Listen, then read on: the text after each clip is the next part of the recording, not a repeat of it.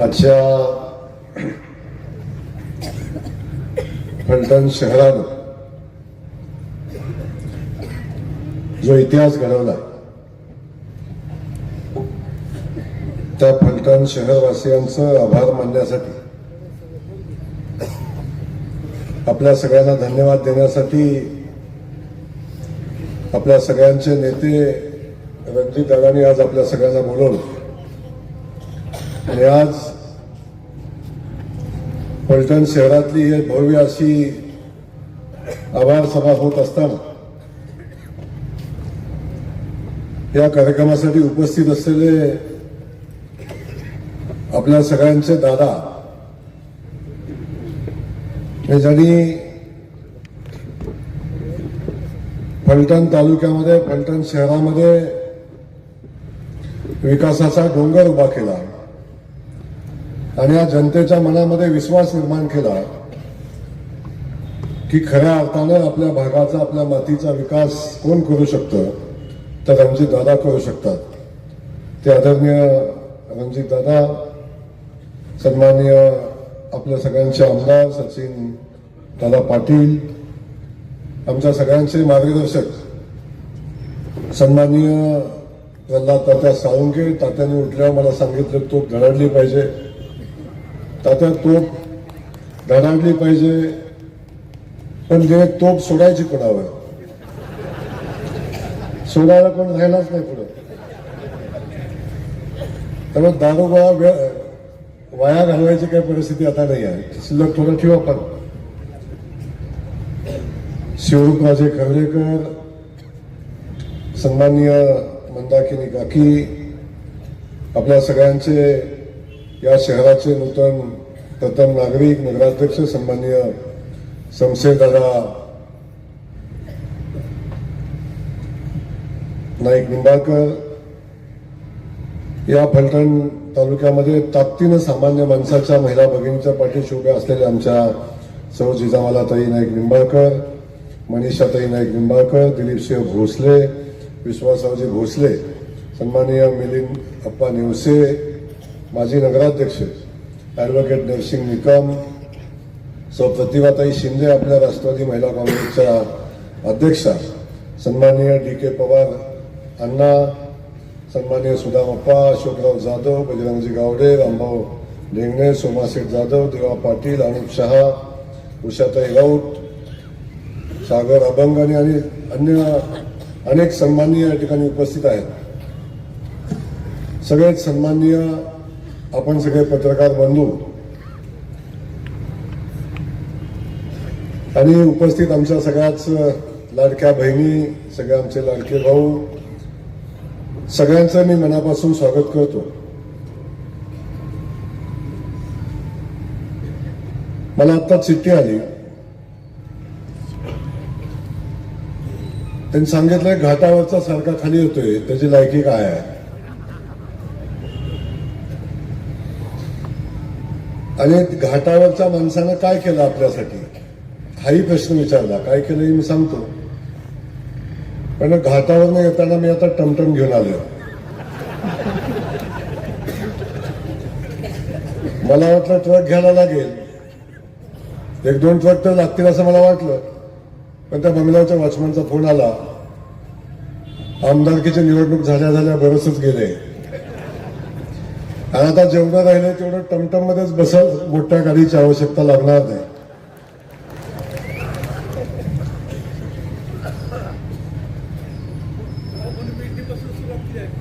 त्यामुळं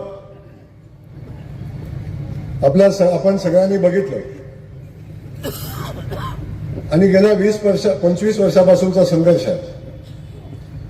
मला आठवतं भाऊनी एकदा इथंच कार्यक्रम घेतला होता आणि या स्टेजवरनं दादा तेव्हा मनोमिलन होतं आणि मनोमिलन तोडण्याची सुरुवात त्यावेळी याच स्टेजवरनं झाली होती. भाऊ चिडले, म्हणजे त्याला काय फार खाली बोलवू नका, परंतु ही काळाची आवश्यकता होती, काळाची गरज होती. फलटण शहरातल्या या प्रवृत्तीला या तालुक्यातनं घालवण्याची आवश्यकता होती. खास करून सत्तेतनं घालवण्याची आवश्यकता होती. मी अनेक नेते बघितले, अनेक राजकारणी बघितले, पण आपल्या तालुक्यात काम व्हावं म्हणून प्रयत्न करणारा नेता मी आजपर्यंत बघितला असेल, संतोषजी. पण माझ्या तालुक्यामध्ये नीरा देवघरचं पाणी आलं नाही म्हणून प्रयत्न करणारा नेता, माझ्या तालुक्यातली नाईकबोमवाडीची MIDC झाली नाही पाहिजे म्हणून प्रयत्न करणारा नेता, माझ्या तालुक्यातनं पंढरपूरला जाणारी, बारामतीला जाणारी रेल्वे झाली नाही पाहिजे म्हणून प्रयत्न करणारा नेता, माझ्या तालुक्यात जिल्हा उपरुग्णालय झालं नाही पाहिजे म्हणून प्रयत्न करणारा नेता. मी DPDCच्या बैठकीत दादा बघत होतो, दादा बऱ्याचदा DPDC मध्ये हॉस्पिटलचा विषय मांडत होते आणि त्यावेळी हे हॉस्पिटल झालं नाही पाहिजे म्हणून भूमिका घेणारा नेता, या भागाचा दुष्काळ हटला पाहिजे म्हणून प्रयत्न करणारा नेता,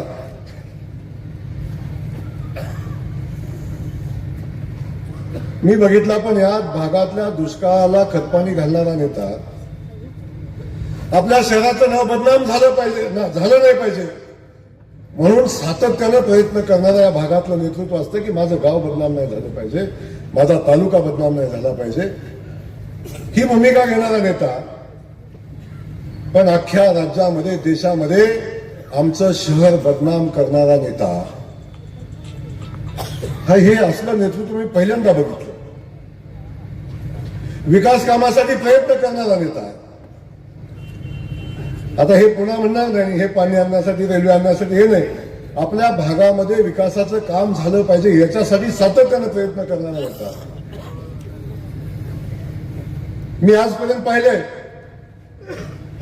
तो विकासापेक्षा माझ्या तालुक्यामध्ये मी सोडून दुसरं कुठलंही नेतृत्व उभं नाही राहिलं पाहिजे म्हणून षडयंत्र करणारा नेता आपण सगळ्यांनी बघितलं. म्हणून मी सातत्यानं म्हटलं की शकुनी मामा, ते शकुनी मामा महाभारतातलं लंगरच चालत होतं.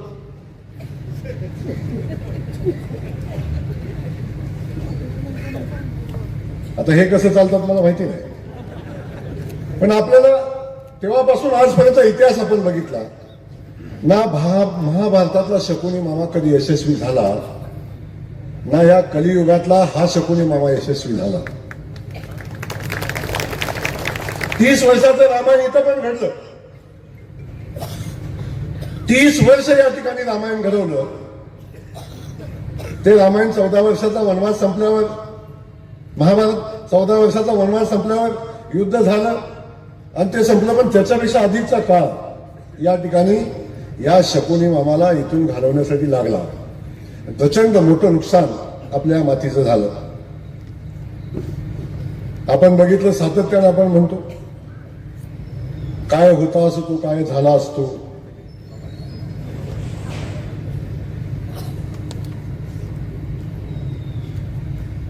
असे कसे शकुनी मामा बर्बाद झाला असतो.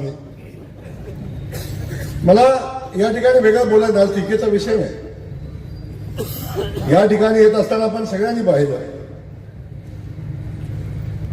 ही निवडणूक सातत्यानं आपली भूमिका होती की विकासाच्या मुद्द्यावर झाली पाहिजे. फलटणच्या विकासाच्या मुद्द्यावर मला वाटत नाही कधीच निवडणूक गेली.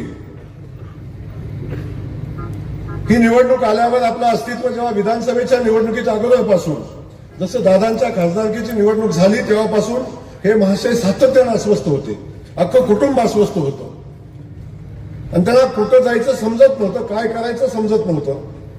कुठं बसावं, कुठल्या पक्षात जावं, कुठल्या नेत्याकडे जावं, कोणाला मदत मागावी हे कधीच कळत नव्हतं.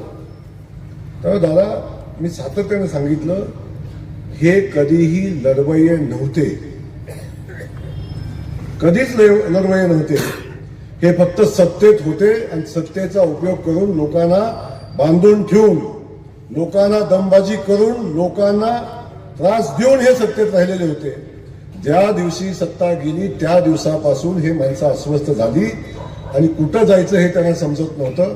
आपण सातत्यानं बघितलं लोकसभेच्या वेळी पहिल्यांदा जसं अजितदादा सत्तेत आले तसे महाशय सत्तेत गेले, लोकसभेला पराभव झाला तसं अजितदादांचं तिकीट टाकून दिलं, पुन्हा तुतारीचं तिकीट घेतलं आणि तुतारीचं नुकसान झालं वाटलं की पुन्हा भाजपच्या दारात लोटांगण घातलं, मला घ्या म्हणून. भाजपनं घेतलं नाही, अजितदादांच्या दारात गेले त्यांनी घेतलं नाही. मग पुन्हा जशी ही निवडणूक लागली तसा हे आधार शोधायला लागले. अरे 20 वर्ष 25 वर्ष दादांनी संघर्ष केला, आम्ही संघर्ष केला, आम्ही रडलो नाही कधी. आम्ही संघर्ष केला, सामान्य माणसाच्या विकासाचं काम केलं, लोकांचा विश्वास संपादन केला आणि बघता बघता आपण बघितलं मान खटाव तर घेतलं त्यासोबत आता फलटण. आता बघता बघता फलटण ताब्यात आलं. कोणतरी मध्ये आलं निवडणुकीत कोण म्हणलं इथं लय दहशत आहे, सांगितलं कोणतरी म्हणलं लय दहशत आहे इथं आणि ही शिवसेनेत चालत नाही. काय म्हणले? आणि इकडे तर चालतच नाही. आणि हे काय आहे? इकडे चालतच नाही. दादी आमच्याकडे पण आहे ना.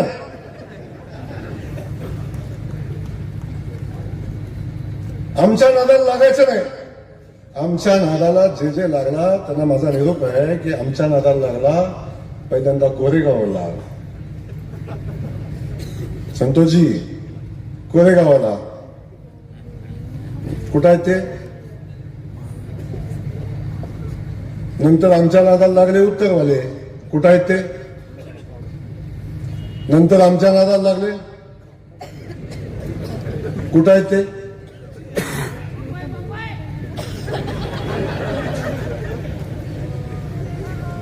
तेव्हा आम्ही कुणाच्या नादाला लागत नाही. आमचा अजेंडा क्लिअर आहे. आम्ही कुणाच्या नादाला लागत नाही. पण दादा आमच्या नादाला लागला तर सोडत नाही. ही भूमिका सातत्यानं आमची आहे. आपण कुणाच्या वाटे जायचं नाही. आपली सातत्यानं भूमिका आहे. कुणाच्या वाटे जायचं नाही आणि वाटेला गेलं मात्र सोडायचं नाही. माझी भूमिका अन्याय करणाऱ्यापेक्षा अन्याय सहन करणारा जास्त दोषी असतो. कधी कधी वाटतं गोरे जास्तीचा बोलतोय, कधी कधी वाटतं माझ्या बऱ्याचदा टीका होते, त्याला पण अंगावर घेतोय, त्याला पण अंगावर घेतोय, त्याला पण अंगावर घेतोय. पण कुणीतरी थांबवायला लागेल. जोपर्यंत कुणी थांबवायची भूमिका घेत नाही तोपर्यंत या अन्याय करणाऱ्यांची भूमिका सातत्याने यांची भूमिका आणि यांची ताकद वाढत जाईल. त्यामुळे याला कुणीतरी शह दिला पाहिजे आणि तो शह देत असताना आज ही परिस्थिती निर्माण झाली. पण आपण सगळेजण बघतोय आज फलटण शहरामध्ये जो बदल आज या ठिकाणी घडलाय तो आपण सगळेजण अनुभवतोय. त्यामुळे मला आपल्याला या ठिकाणी एवढंच सांगायचं, आता झाली निवडणूक, झाली विधानसभेची निवडणूक झाली, आता पराभव झाला आणि आता नगरपालिकेची निवडणूक झाली. मी त्या दिवशी सांगितलं यांच्या राजकारणाची सुरुवात ही नगरपालिकेच्या निवडणुकीतनं झाली होती आणि ते नगरपालिकेची निवडणूक जिंकून नगराध्यक्ष होऊन यांच्या राजकारणाची सुरुवात झाली होती. आणि यांच्या राजकारणाचा अस्त, यांच्या राजकारणाचा शेवट हा नगरपालिकेची निवडणूक हारून झालेला आहे. आता सायकल कंप्लीट झालेली आहे. आता सर्कल कंप्लीट झाले. आता हे राजकारणात पुन्हा येणे, तर पुन्हा म्हणतात ही माझी शेवटची निवडणूक आहे म्हणून लढले. पण माझं आता सांगणं दादा असेल, आम्ही सगळ्यांना असेल, ठीक आहे आता होऊन गेल्या गोष्टी. आता लोकांनी खूप मोठा विश्वास आमच्यावर टाकला, जबाबदारी आमच्यावर टाकली फलटण शहराच्या विकासाची. आता आपण बघितलं, मी मानखटावमध्ये म्हणायचो 40 वर्ष झालं पाणी आलं नाही, 50 वर्ष झालं पाणी आलं. आता 15 वर्ष मी आमदार आहे, 16 वर्ष आमदार आहे. आता जनतेला मला उत्तर द्यायला लागेल ना, आता कुठे पाणी सांगायला लागेल ना. तेव्हा आता आपण ही निवडणूक लढतोय, आता आपल्याला जनतेला सांगायला लागेल हे यांनी केलं नाही ते आम्ही करतोय. खास करून दादाला मी मनापासून धन्यवाद देईन. दादानी ते सुरुवातीपासून केलं. जसे दादा खासदार झाले, खासदार काय करू शकतो हे देशाच्या इतिहासातलं एकमेव उदाहरण असेल. त्यांनी एवढं मोठं काम केलंय ते रणजितदादाच्या रूपानं आपण सगळ्यांनी बघितलं. फलटणला रेल्वे, बारामतीला रेल्वे, एवढे मोठे रोड, एवढी मोठी MIDC, एवढी मोठी कामं फलटण शहरामध्ये आपण जे आज बघताय, 20 वर्ष मंत्रीपद असताना कधी वाटलं का यांना आरटीओ ऑफिस माझ्या फलटणमध्ये व्हावं? वाटलं कधी? यांना वाटलं कधी सेशन कोर्ट माझ्या फलटणमध्ये व्हावं? यांना कधी वाटलं उपजिल्हा रुग्णालय माझ्या इथं फलटणमध्ये व्हावं? यांना वाटलं कधी ऍडिशनल कलेक्टरचं कार्यालय माझ्या फलटणमध्ये व्हावं? कधी वाटलं नाही. यांचा सगळा वेळ फक्त आणि फक्त षडयंत्र करण्यामध्ये गेला. याला कसा हरवायचा, त्याला कसा हरवायचा, ह्याची सुपारी कुठं द्यायची, हिच्या अंगावर कोणाला घालायची, तिच्या अंगावर कोणाला घालायची, ह्याच्यापेक्षा काही नाही. आणि असल्या माणसं यांच्या नावापुढं राजे लागणं हेच मुळात चुकीचं आहे. त्या नावाची उंची संपवून टाकली या माणसाने. म्हणजे बदनाम झालं आमचं फलटण. म्हणजे आमचं खानदान असं आहे तसं आहे सांगून अरे फलटण बदनाम केलं कुणी? फलटण तुम्ही बदनाम केलं. कुठली संपदा ताई, त्या ताईवर झाला अन्याय, कुणी केला, ते कोण बरे, कोण कुठला, काही संबंधच नाहीत. या सगळ्या प्रकरणामध्ये फलटणला घेतलं सोबत आणि फलटणमध्ये घेऊन दादांना सोबत घेतलं. दादांच्या त्या संपदा ताईच्या अडून राजकीय पुनर्वसन करण्याची संधी शोधली. उलट यांनी आत्मपरीक्षण करायला पाहिजे. लोकसभेला दादांना का 2 वेळा लीड मिळालं, विधानसभेला का आपला पराभव झाला, याचं आत्मपरीक्षण करून लोकांच्यात जायला पाहिजे होतं. लोकांचा विश्वास पुन्हा संपादन करण्यासाठी लोकांचं काय म्हणणं आहे हे ऐकून घ्यायला पाहिजे होतं. ते नाहीच. हा सोडून गेला काय जाऊ दे, तो सोडून गेला जाऊ दे, हा सोडून गेला काय, आधे आसरानी झाला यांचा, आधे इधर आधे उधर, मागं पिट्टून चिट्टू.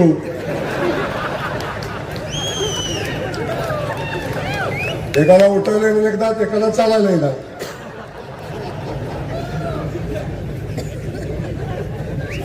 तो गेला जाऊ दे, तो गेला जाऊ दे, तो गेला जाऊ दे, कुठं जाऊ दे, राहिलंच नाही ना कोण. आता गेलं सोडून द्या.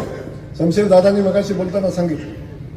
आणि शमशेर दादाची तळमळ मी फलटण शहराविषयी सातत्यानं बघितली. दादाला जेव्हा जेव्हा भेटलो तेव्हा दादा हाताला धरून बसवल्याशिवाय आणि कानात सगळं सांगितल्याशिवाय कधी सोडत नाही. आता बसलो तरी भाऊ असं करायला पाहिजे, भाऊ तसं करायला पाहिजे, त्यानं ह्या टाकीत पाणी सोडलं नाही, त्या टाकीत पाणी सोडलं नाही, इथं ढाकण बसलं नाही, इथला खड्डा आहे. या सगळ्या गोष्टी आता आपण बघितल्या की आपण शहराला शब्द दिलाय. आणि जो फलटण शहराला आपण शब्द दिला तो शब्द पूर्ण करण्याची जबाबदारी रणजितदादांनी घेतलेली आहे. या अख्ख्या बॉडीने घेतलेली आहे. आणि दादांच्या पाठीशी अख्खं महाराष्ट्राचं सरकार आहे. देवाभाऊ आहे, लक्षात ठेवा. देवाभाऊ आहे. आणि जो शब्द मी आजपर्यंत अनुभव आहे, जो शब्द देवाभाऊच्या दादांनी टाकलाय तो शब्द कधीच असा माघारी आला नाही. कधी कधी मला साहेब म्हणतात तो रणजित आला की मला भीतीच वाटते. तो काय मागेल याची गॅरंटी नाही आणि काय सांगेल याची गॅरंटी नाही. एक पहिलं काम झालं म्हणून दुसऱ्याला थांबवा असं काही पद्धतच नाही. पहिल्यावर सही झाली की दुसऱ्यावर सही झाली की तिसरं. पण सही करून चालत नाही. सही केल्यावर कधी असा छताला बसतो ना ते होईपर्यंत एकदा माणसं वैतागून म्हणतात देऊन टाकायचं जाऊ दे. या शहराच्या विकास कामाच्या बाबतीत भूमिका आज एवढी मोठी विकास कामं बघताय, आज कोट्यावधी रुपयाची विकास कामं बघताय. ही सगळी कामं कशी येतात तर सातत्याने त्या कामाचा फॉलोअप, सातत्याने त्या कामाचा पाठपुरावा करणं. आणि खऱ्या अर्थानं दादानं काय शिकलं असेल या राजकारणात. मी सातत्याने म्हणतो मला वाटायचं मीच सगळ्यात छान आहे राजकारणात, पण दादा माझ्यापेक्षा जास्त छान आहे. जे मला जमलं नाही ते सगळं दादाने इकडे आणले. मी इथं आल्यावरच कळतो. एकदा मला बोलवलं काय का मला म्हटलं काय इथंही पण सांगितलंय इथं आलो तर आरटीओ ऑफिसचं उद्घाटन आहे. माझ्या कानात शिट्ट्या वाजल्या म्हणजे हे काय म्हणजे हे सगळं बघितलं की कधी कधी काय घेऊन येईल सांगता येत नाही. तेव्हा एक विकासाभिमुख नेतृत्व आणि सातत्याने त्याची चिकाटी लागते. फक्त नाव घेऊन चालत नाही, पत्र देऊन चालत नाही. त्याची चिकाटी, त्याच्या मागं लागून ते कामं घेऊन येणं आणि प्रत्यक्षात जमिनीवर करून घेणं ही ताकद आमच्या दादामध्ये. आता सांगितलं की तुम्हाला सगळ्यांना माहिती आहे आता फलटण शहराच्या विकासाचा विषय आला, देवाभाऊचा विषय आला आणि मी आपला फलटणकरांना शब्द दिलाय, आमच्या शमशेर दादाला शब्द दिलाय की या गावाचं काम दादा जे जो शब्द तुम्ही दिलाय त्या प्रत्येक शब्दाची पूर्ती करण्याची जबाबदारी या राज्याच्या मंत्रिमंडळातला मंत्री तुमचा भाऊ म्हणून मी घेतो. चिंता करू नका. ही भूमिका आपण घेतलेली आहे आणि आपण सांगितलं ना, पहिल्यापासून आतापर्यंत आपली भूमिका आहे. जो शब्द दिला ते पूर्ण करून लोकांच्या समोर जायचं आणि मग लोकांच्या पुढे जाऊन पुन्हा सांगायचं की पुन्हा आम्ही हे केलंय म्हणून द्या. मी सातत्यानं म्हणलं की कायम मत कसं मागितलं पाहिजे की 5 वर्ष माझ्याकडे सत्ता आहे, 30 वर्ष माझ्याकडे सत्ता आहे. या 30 वर्षात तुम्ही काय केलं याचा हिशोब जनतेसमोर ठेवा आणि 5 वर्षात काय करणार आहे हे सांगून मत मागा. ते घडलं नाही फलटणमध्ये.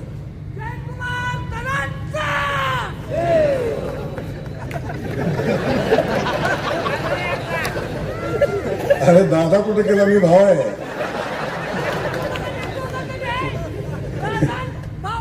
दोघांना एकत्र घेतला असं ते. आपण सातत्यानं बघतो की या गोष्टी महत्वाच्या राहतात. लोकांच्या पुढे जात असताना 5 वर्षाचं लोकांच्या पुढे विजन घेऊन आपण मतं मागायला जायचं असतं आणि त्याच्यासाठी निवडणूक असते. लोकांनी फलटणकरांनी का नाकारलं तर यासाठी नाकारलं की किती दिवस हे भावनेचं राजकारण करणार, किती दिवस सांगणार. मगाशी कोणतं बोलताना सांगितलं की रणजितदादांनी बोलताना सांगितलं माझ्या पिट्टूचं कसं होणार, माझ्या बाबाचं कसं होणार, माझ्या पुण्याचं कसं होणार. यांच्यासाठी निवडणूक नव्हती. या फलटण शहराच्या विकासाची निवडणूक होती. तो विकासाचा मुद्दा घेऊन आपण पुढे गेलो म्हणून ही निवडणूक आपण जिंकलोय याची जाणीव आपल्याला. आपण बघितलं हे सगळं करत असताना आता फलटणच्या विकासाची भूमिका आपण घेतोय. फलटणच्या अडचणी आहेत, बाकीचा मुद्दा आहेत. द्वेषाचं राजकारण मी शमशेरदारांना एक सांगून झाला, त्याला द्वेषाचं राजकारण नाही करायचं. त्यांनी केलं, त्यांना लकला. मला अनेकदा रणजितदादाशिवाय मला म्हणतात भाऊ तुम्ही याला सोडून दिला, त्याला सोडून दिला, त्याला सोडून दिला. अनेकदा म्हणतात सोडून दिला. सगळ्यांना वाटतं मी फार खुनशी आहे. मी खुनशी नाही, स्पष्ट वक्ता आहे आणि आपण हिशोब ठेवत नाही. आपला विषय काय पण तरी सुद्धा अनेक वेळी अनेकांना माफ करायला लागतं आणि त्यांच्यात अडकून पडायचं नसते. एकदा बाजारातनं चाललो, जर भुंकणाऱ्या सगळ्या कुत्र्याकडे हत्ती बघत राहिला तर पुढे जाईल काय? जाईल पुढे. भुंकणाऱ्या भुंकू द्या. आता आपल्याला आपलं जे उद्दिष्ट आहे ते पूर्ण करायचं, त्या कामाला लागा आणि आपण या फलटण शहराला जो शब्द दिलाय तो शब्दाच्या पूर्तीसाठी आपण प्रयत्न करू. हे अनेक निमित्ताने मी आपल्याला सांगेन. आता फलटणकरांना मी दुसरी विनंती करणार आहे. फलटणकरांनी सगळं ऐकलं. लोकसभेच्या वेळी दादाला लीड दिलं, आणखीन द्यायला पाहिजे होतं, थोडं झालं कमी. विधानसभेला आमदार निवडून दिला, आता आपण नगरपालिका निवडून दिली, नगराध्यक्ष केला, बॉडी आपली निवडून आली. आता खऱ्या अर्थानं मिनी विधानसभेची निवडणूक आहे. कुठली? मिनी विधानसभेची निवडणूक आहे. त्याला मिनी विधानसभा पंचायत समितीला म्हणतात. ज्याला पंचायत समितीचं राजकारण कळलं ना, खऱ्या अर्थानं तो पक्का राजकारणी असतो. माझी विनंती तुम्हाला सगळ्यांना आहे, एवढी प्रचंड मोठी ताकद या पंचायत समितीच्या राजकारणामध्ये असते. या जयकुमार गोरेला कुणी आमदार केला असेल तर पंचायत समितीने केला, लक्षात ठेवा. मी जिल्हा परिषद सदस्य झालो, पहिल्यांदा पंचायत समिती माझी चिठ्ठीवर निवडून आली, सभापती आला निवडून. तुम्हाला सांगू 30,000ची स्मशानभूमी मंजूर झाली. किती हजाराची? 30,000ची स्मशानभूमी मंजूर झाली. त्याच्या उद्घाटनाला आम्ही 80,000 रुपये खर्च करत होतो. किती फटाके, किती बेंजोवाला, किती हलगीवाला, किती फेटण, काय बाकी विषय नव्हता का? एकदा आम्ही बाहेर पडलो की बाकी काही कळतच नव्हतं कुणाला. पेपर आलेच ते कळत नव्हतं. मी आमदार कसं झालो माझ्या झेडपीत, इथं बसले साक्षीला, कारखेलची पाण्याची टाकी. अख्खी 5 वर्षाच्या जिल्हा परिषदेला झोप बसू दिलं नाही. कारखेलची पाण्याची टाकी हेडलाईन, असे पेपरला हेडलाईन असेल. मला अजून काढून बघा, मी जिल्हा परिषद सदस्य असताना किमान 10 वेळा पुरारी पेपरची पहिल्या पानावरची हेडलाईन होती कारखेलची पाण्याची टाकी. टाकी कितीची होती? 35,000ची. ती होती कुठली? दलित वस्तीतली. आणि ती बांधली होती कुठं? सदाशिव तात्यांच्या शाळेत. एक नेरेटिव्ह सेट करायचा विषय होता की काय, कुठला निधी कुठं नेला आणि कसा खर्च केला. त्यामुळे प्रचंड मोठी ताकद पंचायत समिती असते. माझं सांगणं तुम्हाला एवढंच आहे आता येणाऱ्या पंचायत समितीच्या निवडणुकीमध्ये सगळ्या कार्यकर्त्यांनी ताकदीने उभं राहा. दादानी मला सांगितलं, आता दादा म्हणजे तसं खतरनाक कडे चालू वर्षी बघितलं, नवीन आमदार निवडून आले आणि नवीन आमदार निवडून आल्यावर अजून कोणाला पैसे मिळाले नाही. काय छोटा छोटा निधी आला असेल, आमचं सचिन दादाला काय आला असेल, थोडा नगरपालिकेला थोडा आहे. पण मी जसा ग्रामविकास खात्याचा मंत्री झालोय तसं दादानी माझ्याही मागे कार्यक्रम लावलाय, असे बसू देत नाही. आता येताना मला सांगितलं, भाऊ कार्यक्रमाला येत आहे, काहीतरी दिलं पाहिजे का नाही. आणि 7:30ला नाही पोचला तर त्याच्यावर एक शून्य वाढव. इथं आल्या सांगितलं तर शून्य वाढवा, तात्याने सांगितलं तर शून्य वाढवायची व्यवस्था करा. आज तुम्हाला माहितीसाठी सांगतो की अख्ख्या महाराष्ट्रामध्ये फक्त नवीन निवडून आलेल्या 79 आमदारांना 25-15चे 2.5 कोटी रुपये आपण दिले. सरकारनं 2.5 कोटी रुपये दिले नवीन निवडून आलेल्या आमदारांना. आमच्या दादाने किती आणले तिथं? 100 कोटी. दादाने आणले 10 कोटी 40 लाख. असं एक गाव नाही की ज्या गावाला काम पोचलं नाही. दादा मला म्हणले आणखीन काय करणार आहे, तर त्या दादाचा आकडा बारका नसतोच. पण दादा मी आपल्याला सांगतो, या सगळ्या गावकऱ्यांना सांगतो, आम्ही सगळ्या आमदारांना 5-5 कार्यालय दिली ग्रामपंचायतीची. 5-5. अभि की तुम्हाला किती आले? 16 आले. 16 तुम्हाला 14 म्हणजे 16 ग्रामपंचायत कार्यालय आले. मला एक कळणं झालं, जर 16 ग्रामपंचायतीला कार्यालय नव्हतं तर महाराज काय करत होते?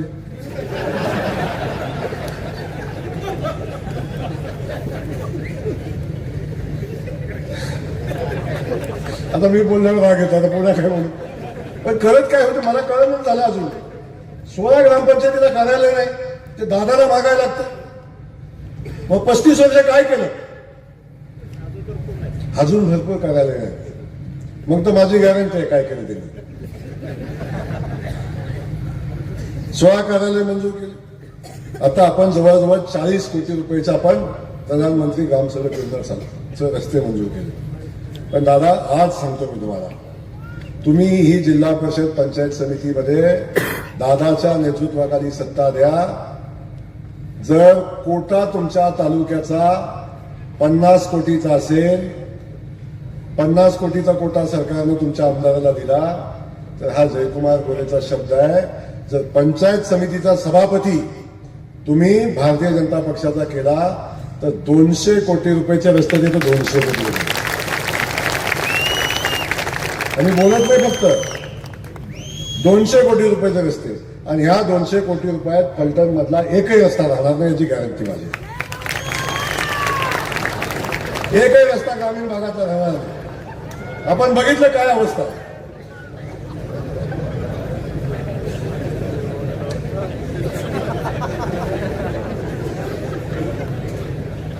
तो कधी कधी करंट असतो चार्जिंग. मगाशी दादा बोलता बोलता म्हणले मला, भाऊ अशी ग्रामसडक योजना आणा की फलटणच्या ह्या बाजूने चालू होईल आणि फलटणच्या त्या बाजूने संपेल. मधलाही रस्ता ग्रामसडक योजनेत बसेल. ही कला दादा तुम्हीच करू शकता, दुसऱ्या कोणाला जमणार नाही. मी सांगितलं की साहेब म्हणतात मला भीती वाटते हे काय काम सांगेल. त्यामुळं ही सगळी परिस्थिती आपण बघितली या सगळ्या कामाच्या बाबतीत. ग्रामविकास खात्याच्या माध्यमातून आपण बघितलं असेल. आता सुरुवात आहे, आता काम चालू झालंय. गावाची स्मशानभूमी बांधायची असली तरी माझ्याकडेच यायला लागतं. आज स्मशानभूमीतला कट्टा असतो ना, आपला कट्टा तुम्ही माझ्याकडेच यायला लागतो बांधायला. ग्रामपंचायत कार्यालय असू दे, गटर असू दे, रस्ता असू दे, गावातलं काय अगदी वाईटातला लाईटीचा पोल बसवायचा म्हणलं तरी अगदी बचत गट पुढे बसलेल्या महिला भगिनी आमच्या सगळ्या बचत गटाची सगळी उमेद आपल्या ग्रामविकास खात्याकडे येते. मला आता कळालं, मगाशी बोलता कोणतं म्हणलं की अनेक ग्रामपंचायत जिल्हा परिषदेच्या शिक्षकांनी बूथवर उभा राहून राजकारणामध्ये काम केलं. अशी काही शिक्षिका फलटण शहरामध्ये आहेत. तर व्हिडिओ आहे का नाही मला माहिती नाही. पण दादा जो शिक्षक असा आहे, मी शिक्षकांच्या बाजूने उभा राहणारा माणूस आहे आणि मी शिक्षकांना कल्पना दिली होती काय दिली होती की भानगडीत पडायचं नाही.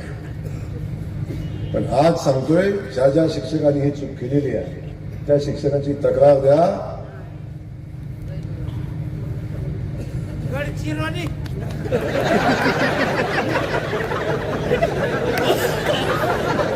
कुठं कुठं आवाज नाही आला. गडचिरोली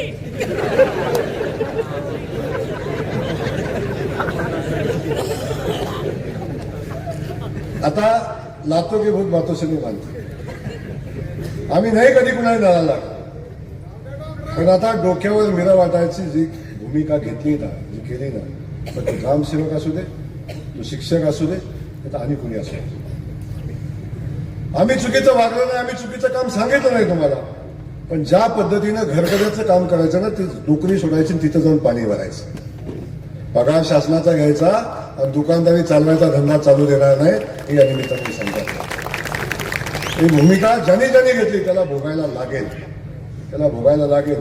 आणि खास करून जिल्हा परिषद आणि पंचायत समितीच्या निवडणुकीत सुद्धा मी सांगतोय, झालं खूप झालं, पण आता एक जरी व्यवस्था उभी राहिली, राजकारणात आली, तर सांगून ठेवतो पुन्हा माफी नाही.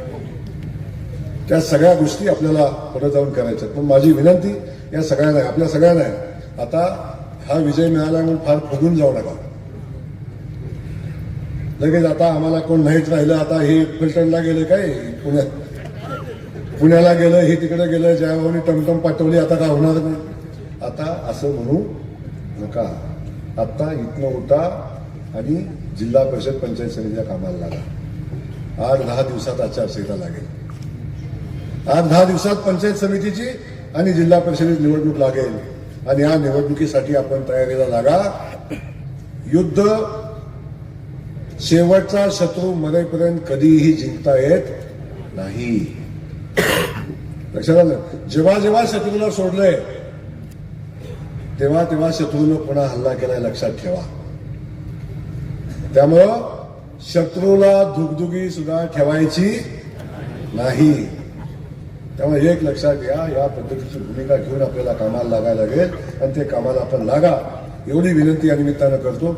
शमशेर दादा, पुन्हा एकदा आपल्या मनापासून कौतुक करतो, आपल्याला मनापासून आपल्या कामासाठी शुभेच्छा देतो. आमचे पलीकडे बसलेले आहेत राजे, कोणीही उठू नका.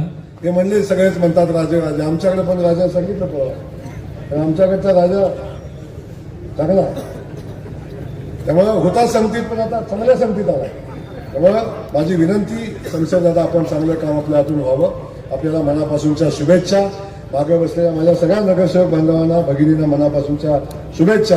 आपल्या हातून या शहराची सेवा घडावी अशा पद्धतीची अपेक्षा व्यक्त करतो. धन्यवाद देतो. थांबतो. जय हिंद, जय महाराज.